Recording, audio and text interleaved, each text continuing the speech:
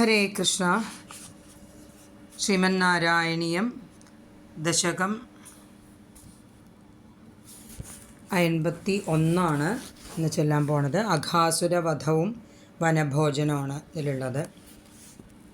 ഇതിൽ പറയുമ്പോൾ അഘാസുരൻ എന്ന് പറയണത് പൂതനയുടെയും വത്സാസുരൻ, ബകാസുരൻ അവരുടെയൊക്കെ സഹോദരനായിട്ട് ജനിക്കുകയാണ്.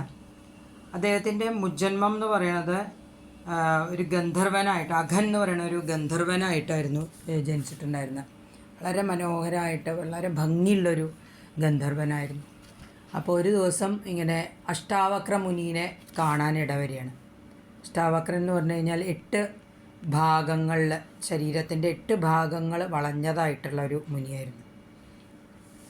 അപ്പോൾ അദ്ദേഹത്തിനെ കണ്ടപ്പോൾ ഈ അഘനൊരു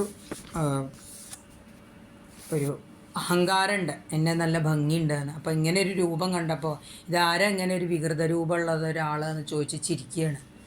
അപ്പോൾ അഷ്ടാവക്രമുനിക്ക് ഭയങ്കര സങ്കടം, ദേഷ്യം വന്നു കണ്ടപ്പോൾ. അപ്പോൾ പറഞ്ഞു, ഏറ്റവും നീചമായിട്ടുള്ള ഒരു ഇതിൽ അടുത്ത ജന്മത്തിൽ നീ ഇപ്പം തന്നെ ജനിക്കാൻ ഇടവരട്ടെ, ഇനിയുള്ള ജന്മം. അപ്പോൾ അങ്ങനെയാണ് ഒരു പെരുമ്പാമ്പായിട്ട് ജനിക്കുകയാണ്. അപ്പോഴേക്കും പേടിയായി, എന്താ ചെയ്യേണ്ട, മാപ്പ് അപേക്ഷിക്കായി.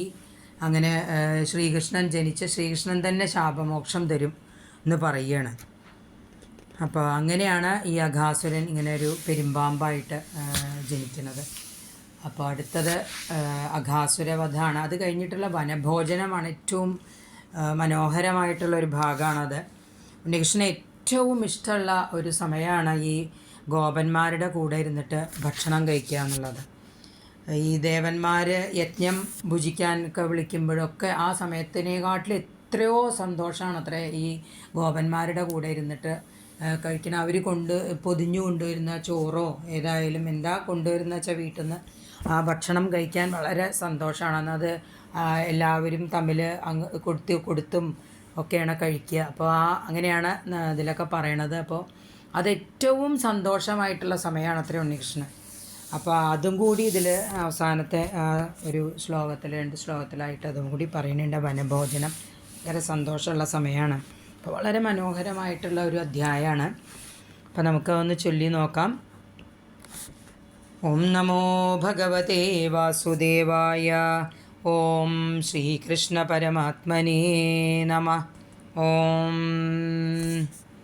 കദാചന വ്രജശിശുഭിः സമം ഭവാൻ വനാശനേ വിഹിതമധിപ്രഗേതരാം സമാവൃതോ ബഹുതരവത്സമണ്ഡലൈ സതേ മനൈ നിരഗമദീശജേ മനൈ വിനിര്യതസ്തവ ചരണാംബുജദ്വയാദ് ഉദഞ്ചിതം ത്രിഭുവനപാവനം രജ മഹർഷയ പുളകധരൈ കളേബരൈ ഉദൂഹിരേ ധൃതഭവദീക്ഷണോത്സവാ പ്രചാരയത്യവിരളശാദ്വലേ തലേ പശൂൻ വിഭോ ഭവതി സമം കുമാരകൈ അഘാസുരോ നരുണദഘായ വർത്തനിം ഭയാനകസ്വസപതി ശയാനകാകൃതി മഹാചലപ്രതിമതനോർഗുഹാനിഭ പ്രസാരിതപ്രധിതമുഖസ്യ കാനനേ മുഖോദരം വിഹരണകൗതുകാദ്ഗത കുമാരകാ കിമപി വിദൂരഗേ ത്വയി പ്രമാദത പ്രവിശതി പന്നഗോദരം ക്വധത്തനൗ പശുപകുലേ സവാത്സഗേ വിദന്നിദം ത്വമപി വിവേശിധ പ്രഭോ സുഹൃജ്ജനം വിശരണമാശുരക്ഷിതം ഗളോദരേ വിപുലിതവഷ്മണാ ത്വയാ മഹോരഗേ ലുഠതി നിരുദ്ധമാരുതേ ധൃതം ഭവാൻ വിദളിതകണ്ഠമണ്ഡലോ വിമോചയൻ പശൂൻ വിനിര്യയൗ ക്ഷണം ദിവി ത്വദുപഗമാർത്ഥമാസ്ഥിതം മഹാസുരപ്രഭവമഹോ മഹോ മഹത് വിനിർഗതേ ത്വയി തു നിലീനമഞ്ജസാ നഭസ്ഥലേ നൃതുരഥോ ജഗുസ്സുരാ